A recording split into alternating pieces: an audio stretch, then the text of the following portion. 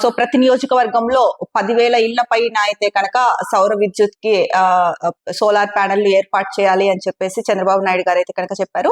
ఇది అంటే ఆ ప్యానెల్ పెట్టించే బాధ్యత అయితే కనుక ఆయా నియోజకవర్గాల ఎమ్మెల్యేలదే అని చెప్పేసి చెప్పారు. ఇక ఎస్సీ ఎస్టీలకు ఉచితము, బీసీలకు 80,000 రూపాయల వరకు రాయితీ, వ్యవసాయ మోటార్లకు సౌర విద్యుత్తు శాసనసభలో సీఎం చంద్రబాబు నాయుడు. రాష్ట్రంలో ఒక్కో నియోజకవర్గంలో 10,000 ఇళ్లపై రూఫ్ టాప్ సోలార్ ప్యానెల్స్ పెట్టించే బాధ్యతను ఎమ్మెల్యేలు తీసుకోవాలని చెప్పేసి సీఎం సూచించారు. ఎమ్మెల్యేలు తమ తమ నియోజకవర్గాల్లో అగ్రిగేటర్ల ద్వారా అందరికీ అవగాహన కల్పించాలని, ఇళ్ల యజమానుల నుంచి సమ్మతి రేఖను తీసుకోవాలని కోరారు.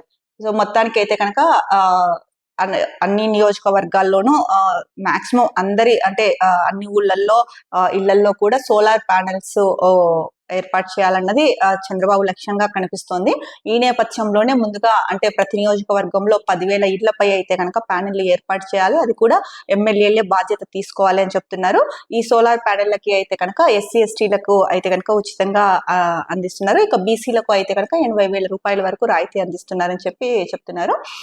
ఇక వ్యవసాయ మోటార్లకు కూడా సౌర విద్యుత్తు అని చెప్పేసి సీఎం చంద్రబాబు నాయుడు నిన్న అసెంబ్లీలో చెప్పడం జరిగింది. ఇక దీనిపైన అయితే కనుక ఉపసభాపతి రఘురామరాజు చమత్కరించారు. అంటే చంద్రబాబు నాయుడు పేరు సూర్యబాబుగా మారుతుందేమో అని చెప్పేసి ఒక చమత్కారంగా మాట్లాడారు. రాష్ట్రానికి 1,21,659 కోట్ల పెట్టుబడులు ప్రతిపాదనలకు SIPB ఆమోదం, వాటి ద్వారా 80,104 మందికి ఉపాధి. చంద్రబాబు అధ్యక్షతన సమావేశం. సో రాష్ట్రానికి అయితే కనుక 1,21,659 కోట్ల పెట్టుబడులు రాబోతున్నాయని చెప్పారు. ఈ ప్రతిపాదనలకు అయితే కనుక SIPB ఆమోదం తెలిపింది. దీని ద్వారా 80,104 మందికి అయితే కనుక ఉపాధి అవకాశాలు కలుగుతాయి అని చెప్పేసి చంద్రబాబు నాయుడు చెప్పడం జరిగింది. ముఖ్యంగా చంద్రబాబు నాయుడు అధ్యక్షతన ఈ SIPB సమావేశం అయితే కనుక జరిగింది. ఇది ఒక రకంగా ఆంధ్రప్రదేశ్ కి చాలా మంచి పరిణామము. అంటే ఇంత పెట్టుబడి రావడము ప్లస్ దాదాపు 80,000 మందికి పైగా ఉద్యోగ అవకాశాలు కల్పన అన్నది చిన్న విషయం కాదు. అంటే ఇప్పుడు ఆంధ్రప్రదేశ్ ఉన్న పరిస్థితుల్లో అయితే కనుక ఇది ఆంధ్రప్రదేశ్ కి ఒక అంటే కొంత ఊరట కలిగించే అంశం. ఈ రోజు అయితే కనుక జనసేవ ఆవిర్భావ దినోత్సవం. ఈ సందర్భంగా పిఠాపురం శివారు చిత్రాడలో అయితే కనుక ప్రాంగణాన్ని తయారు చేశారు, ముస్తాబు చేశారు అని చెప్తున్నారు. ఇక శ్రేణులకు దిశానిర్దేశం చేయనున్న అధినేత పవన్ కళ్యాణ్ పేరు ఈ రోజు జనసేన ఆవిర్భావ దినోత్సవంలో అయితే కనుక జనసేన శ్రేణులకి, నేతలకి, మొత్తం జనసేన శ్రేణుల మొత్తం అందరికీ కూడా పవన్ కళ్యాణ్ అంటే తదుపరి భవిష్యత్తులో ఎలా ముందుకెళ్ళాలి ఏంటి అన్న దానిపైన అయితే కనుక దిశానిర్దేశం చేస్తారని చెప్పేసి ప్రధానంగా చెప్తున్నారు. ఇక ఇది చాలా దారుణమైన విషయం అనే చెప్పాలి. భారతదేశంలో గురువులకి విశిష్ట స్థానం ఉంది. మాతృదేవోభవ, పితృదేవోభవ, ఆచార్య దేవోభవ అని చెప్పుకునే సంస్కృతి మనది. అలాంటిది విద్యార్థుల ముందే ప్రధానోపాధ్యాయుడు గుంజీలు తీసిన ఘటన చోటు చేసుకుంది విజయనగరం జిల్లాలో. ఏంటది ఒకసారి చూస్తే కనుక, గుంజీలు తీసిన గురువు తనకు తానే శిక్షించుకున్న ప్రధానోపాధ్యాయుడు, పిల్లల్లో మార్పునకు విసిగి వేసారి వినూత్న ప్రయత్నం. విజయనగరం జిల్లాలో ఘటన. ఆ ప్రధానోపాధ్యాయుడు పిల్లలను తల్లిదండ్రులు అదుపు చేయడం లేదని, పాఠశాలకు సక్రమంగా పంపడం లేదని, విద్యార్థులు చదువుల్లో వెనుకబడ్డారని ఆవేదన చెందారు. ఒకప్పుడు మంచి ఫలితాలు సాధించి IIITకి విద్యార్థులను పంపిన పాఠశాలలో నేడు ప్రమాణాలు పడిపోవడంపై మదనపడ్డారు. స్కూల్ కు సరిగ్గా రాని పిల్లల ఇళ్లకు ఉపాధ్యాయులను పంపించి వారిలో పరివర్తనకు ప్రయత్నించారు. అయినా ఆశించిన మార్పు కనిపించకపోవడంతో చివరకు తనకు తానే శిక్షించుకొని విద్యార్థులకు, తల్లిదండ్రులకు ఓ వీడియో సందేశం పంపించారు. విజయనగరం జిల్లా బొబ్బిలి మండలం పెంట జెడ్పీ ఉన్నత పాఠశాల HM చింతారమణ గుంజీలు తీసిన స్వీయ శిక్ష వీడియో గురువారం సామాజిక మాధ్యమాల్లో వైరల్ గా మారింది. విద్యా వర్గాల్లో చర్చనీయాంశమైంది. ఈ పాఠశాలలో 285 మంది విద్యార్థులుండగా 15 మంది ఉపాధ్యాయులు బోధిస్తున్నారు. ఇక్కడ ఫోటో ఇచ్చారండి, గుంజీలు తీస్తున్న HM రమణ గారు అని చెప్పేసి.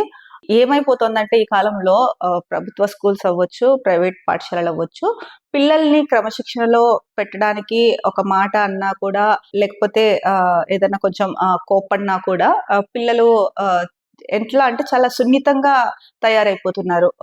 పేరెంట్స్ వాళ్ళని అంటే ఆ సున్నిత మనస్తత్వం నుంచి వాళ్ళని దృఢంగా మార్చాలి. పేరెంట్స్ పాత్ర ఉంటుంది, స్కూల్స్ లో టీచర్ల పాత్ర ఉంటుంది. కానీ పేరెంట్స్ ప్రతిదానికి పిల్లల్ని గోమ్ చేయడం వల్ల, అంటే గారాబం చేయడం వల్ల వాళ్ళకి ఏమవుతుందంటే కనుక ఎవరైనా ఒక మాట అన్నా కూడా దాన్ని తీసుకోలేని సిచ్యువేషన్ చాలా మంది పిల్లల్లో. సో ముఖ్యంగా స్కూల్స్ లో అయితే కనుక టీచర్లు అంటే పిల్లలు చెప్పిన పాఠం సరిగా వినలేదనో లేదా ఎక్కువ అల్లరి చేస్తున్నారనో ఏదైనా కోప్పడితే కనుక పెద్ద పెద్ద నిర్ణయాలు తీసేసుకుంటున్నారు, లేదా ఇంట్లో చెప్పేస్తున్నారు. ఇంట్లో ఏమో పేరెంట్స్ కూడా కొంతమంది పేరెంట్స్ పూర్తి విషయం తెలుసుకోకుండా టీచర్ల పైన కంప్లైంట్లు ఇవ్వడము, ధర్నాలు చేయడము ఇలాంటివి చేస్తున్నారు. సో ఈ నేపథ్యంలోనే విజయనగరంలో అయితే కనుక ఓ గ్రామంలో ప్రధానోపాధ్యాయుడు ముఖ్యంగా పిల్లలు సక్రమంగా స్కూల్ కి రావట్లేదు, వాళ్ళ తల్లిదండ్రులు పిల్లలకి సరిగా చెప్పడం లేదు, వాళ్ళలో పరివర్తన తీసుకురావాలి అంటే తల్లిదండ్రులు అదుపు చేయాలి, సో వాళ్ళు అదుపు చేయడం లేదు అని చెప్పేసి పిల్లల్లో పరివర్తన తీసుకురావడానికి చాలా ప్రయత్నాలు చేశారు. ఏవి కూడా విఫలించకపోవడంతో చివరకు తనను తానే శిక్షించుకొని గుంజీలు తీసి ఒక వీడియో సందేశం అయితే కనుక పంపించారు. మరి దీని ద్వారా అయినా కూడా ఒక రకంగా చెప్పాలంటే ఇది ఒక రాష్ట్రంలోనే కాదు, ఇది యావత్ దేశానికంతా కూడా ఒక పాఠం అని చెప్పొచ్చు. ఏదైతే పేరెంట్స్ ఉన్నారో పేరెంట్స్ కి ఇది ఒక పాఠము, అలాగే విద్యార్థులకి కూడా ఇది ఒక పాఠం. ఎందుకంటే కనుక గురువులు పిల్లలకి చెప్పడానికి బోధించడానికి వాళ్ళని సరైన క్రమశిక్షణలో పెట్టి భావి భారత పౌరులుగా రూపొందించే కార్యక్రమం ఉపాధ్యాయులు చేస్తారు. మరి అలాంటి ఉపాధ్యాయుల మాట వినకుండా క్లాసులకి సరిగ్గా రాకుండా అప్పుడు ఎవరి భవిష్యత్తు ఇదవుతుంది? పిల్లల భవిష్యత్తే కదా. తల్లిదండ్రులు కూడా అంటే అందరూ కాదు, కొంతమంది అవగాహనతోనే ఉన్నారు. కొంతమంది తల్లిదండ్రులు టీచర్లు కొట్టారు లేదా టీచర్లు తిట్టారు అంటే సో ఏదైతే కొన్ని ఉంటాయి శృతి మించి చేస్తారు ఉపాధ్యాయులు కూడా, అలాంటి వాటిని ఖండించాలి, వాటిని పోలీసులకు తెలియాల్సిన అవసరం ఉంది. కానీ చిన్న చిన్న విషయాల్లో అయితే మాత్రం పేరెంట్స్ కూడా పిల్లలకి చెప్పాలి, ఇలా కాదు ఇలా చేయాలి, ఇలా చేసుకోవాలి అని చెప్పేసి ఇంటి నుంచే అది మొదలవ్వాలి. సో లేకుండా అలా కాకోకుండా వాళ్ళు ఏం చేసినా కూడా అంటే పిల్లలు వాళ్ళ మనస్తత్వం ఎట్లా ఉంటుందంటే కనుక పిల్లలు కాబట్టి అటు ఇటు కానీ అంటే ఒక సందిగ్ధ అవస్థలో ఉంటుంది. అలాంటప్పుడు పేరెంట్స్ వాళ్ళ పైన కొంచెం ఎక్కువ ఫోకస్ చేసి కేర్ తీసుకోవాల్సిన అవసరం ఉంటుంది.